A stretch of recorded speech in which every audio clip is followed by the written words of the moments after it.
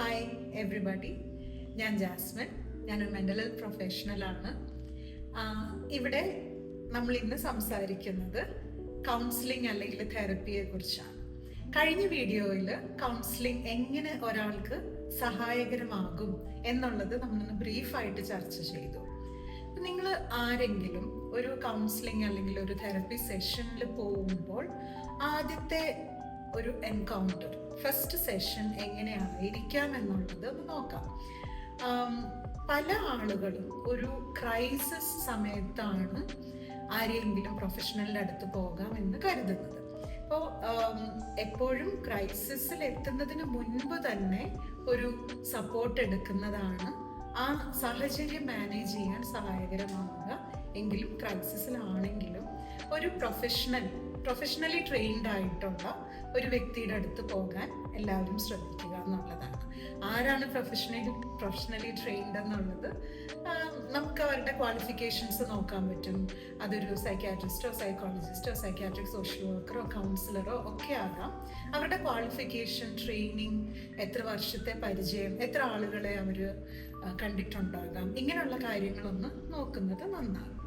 Now സാധാരണഗതിയിൽ എപ്പോഴും ഒരു പ്രൊഫഷണൽ എന്നുള്ള ലെവലിൽ എനിക്ക് എൻ്റെ ക്ലയൻസിനെ മുഖാമുഖം കണ്ട് സംസാരിക്കുന്നതാണ് എപ്പോഴും ഇഷ്ടവും സൗകര്യവും.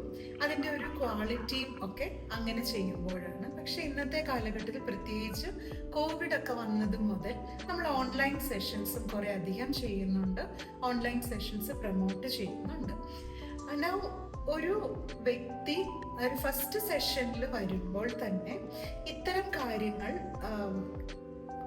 പ്രത്യേകിച്ച് ഓൺലൈൻ സെഷൻസ് ആകുമ്പോൾ ക്ലയൻറ്റും ഇത്തരം കാര്യങ്ങളെ കുറിച്ചൊന്ന് അറിഞ്ഞിരിക്കുന്നത് നല്ലതാണ്. നിങ്ങൾ ഒരു പ്രൊഫഷണലിൻ്റെ അടുത്ത് ഡയറക്റ്റ് വരികയാണെങ്കിൽ പ്രൊഫഷണലിൻ്റെ ഉത്തരവാദിത്വമാണ്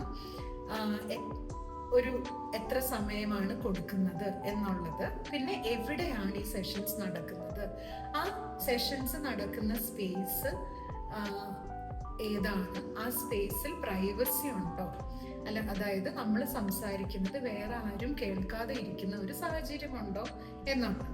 അതേസമയം ഓൺലൈൻ സെഷൻസ് വരുമ്പോൾ ക്ലയൻറ്റിൻ്റെയും കൂടെ നിങ്ങളുടെ ഓരോരുത്തരുടെയും ഉത്തരവാദിത്തമാണ് നിങ്ങൾ സംസാരിക്കുന്ന സമയത്ത് ചുറ്റുപാടും ഒരു സേഫ്റ്റി ഉണ്ടോ എന്ന് ഉറപ്പുവരുത്തുക എന്നുള്ളതും, മറ്റാരും അതിലേക്ക് കേൾക്കുകയോ മറ്റാരും നോക്കുകയോ ചെയ്യാതെ ഇരിക്കുന്ന സാഹചര്യമാണോ എന്ന് നോക്കുകയും ചെയ്യേണ്ടത് വളരെ ഇമ്പോർട്ടൻ്റ് ആണ്. Okay, thank you.